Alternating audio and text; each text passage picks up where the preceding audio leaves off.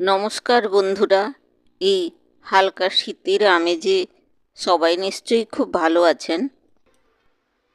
আমলকি একাদশী, এই দিনে ভগবান বিষ্ণুর পূজা এবং আমলকি গাছের আরাধনা করলে জীবনে কল্যাণ ও পুণ্য লাভ হয়। ধর্মীয় কার্যকলাপের মাধ্যমে আত্মিক শুদ্ধি অর্জন করতে হয়।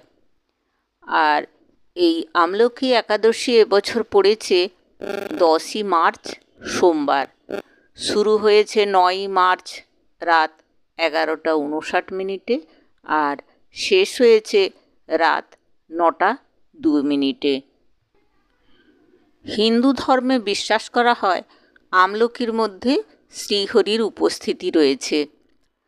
ভক্তরা উপবাস বা নিরামিষ আহার গ্রহণ করে এই দিনে। আমলকি গাছ বা তার ফল রেখে পুজো করা হয়। ভগবান বিষ্ণুর পুজো যেমন করা হয় তেমনি তুলসী পাতা, ফুল, প্রদীপ জ্বালিয়ে শ্রীহরির আরাধনা করা হয়। একাদশী ব্রত পাঠ করা হয় এবং ভজন, গীত, দান, ধর্ম, গরিব দুঃখীদের সেবা করা হয়। পুরাণে এই একাদশী নিয়ে একটি কাহিনী রয়েছে। একবার রাজা মান্ধাতার রাজ্যে দীর্ঘদিন ধরে বৃষ্টি হচ্ছিল না। ফলে চরম খরা, দুর্ভিক্ষ দেখা দেয়। কৃষি কাজ বন্ধ হয়ে যায়, নদী নালা সব শুকিয়ে যায় আর সাধারণ মানুষের জীবন দুর্বিষহ হয়ে ওঠে। রাজা ছিলেন অত্যন্ত ধর্মপ্রাণ এবং ন্যায়পরায়ণ। তো তিনি এই দুর্যোগ থেকে মুক্তি পাওয়ার জন্যে ঋষি মুনিদের শরণাপন্ন হন। এক মহর্ষি তাঁকে পরামর্শ দেন যে এই দুর্ভিক্ষ কাটিয়ে ওঠার জন্যে আমলকি একাদশী ব্রত পালন করা উচিত। তিনি ব্যাখ্যা করেন যে যদি এই ব্রত কেউ পালন করে মাহাত্ম্য অশেষ। যে এই ব্রত নিষ্ঠা এবং ভক্তির সঙ্গে পালন করবে তার সমস্ত নাশ হবে এবং পাপ নাশ হবে এবং ঈশ্বরের কৃপায় তার সংকট দূর হবে। তো রাজা মান্ধাতা অত্যন্ত নিষ্ঠার সঙ্গে আমলকি একাদশী ব্রত পালন করেন। তিনি উপবাস থেকে ভগবান বিষ্ণুর পুজো করেন এবং আমলকি গাছেরও আরাধনা করেন এবং ব্রতের শেষে দান ধ্যান করেন। তো তার এই পুণ্যের প্রভাবে রাজ্যের দুর্ভিক্ষ দূর হয়। আকাশে যে কালো মেঘ ছিল সেটি ঘনীভূত হয়ে মেঘ জমে, বৃষ্টিপাত হয় আর শস্য উৎপাদন শুরু হয়। নদী জলপূর্ণ হয়ে ওঠে, সাধারণ মানুষের দুঃখ কষ্ট দূর হয়।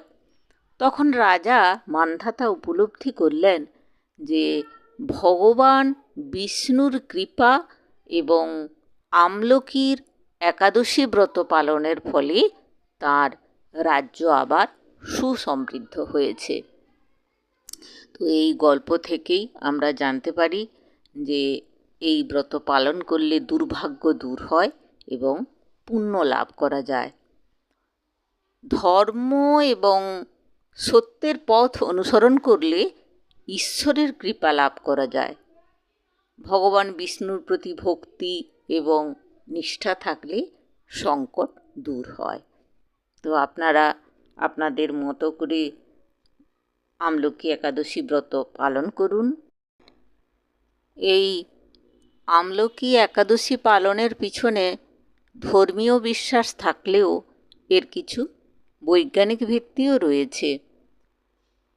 এই গাছের পুজোর কিছু স্বাস্থ্যগত এবং পরিবেশগত সুবিধা রয়েছে।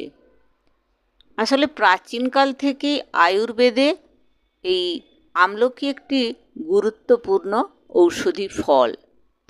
এটি ভিটামিন সি এর উৎস।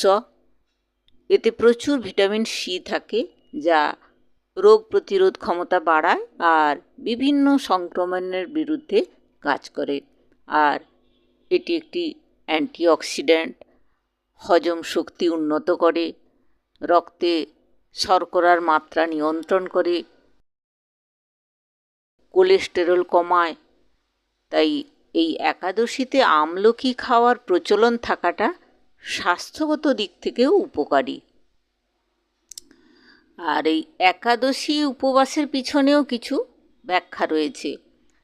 নির্দিষ্ট সময় অন্তর উপবাস করলে আমাদের পরিপাকতন্ত্র বিশ্রাম পায়, হজমের উন্নতি হয়। তাই মাঝে মাঝে এই উপবাস করা শরীরের পক্ষে খুবই ভালো।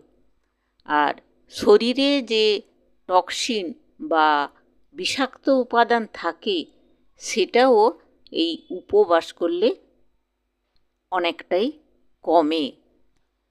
আর মেটাবলিজম উন্নত করে। তাই একাদশীও আপনারা মাঝে মাঝে অবশ্যই করবেন। আমার ব্লগটা আজ এই পর্যন্ত। ভালো থাকবেন, সুস্থ থাকবেন। আবার দেখা হবে অন্য কোনো দিন। নমস্কার।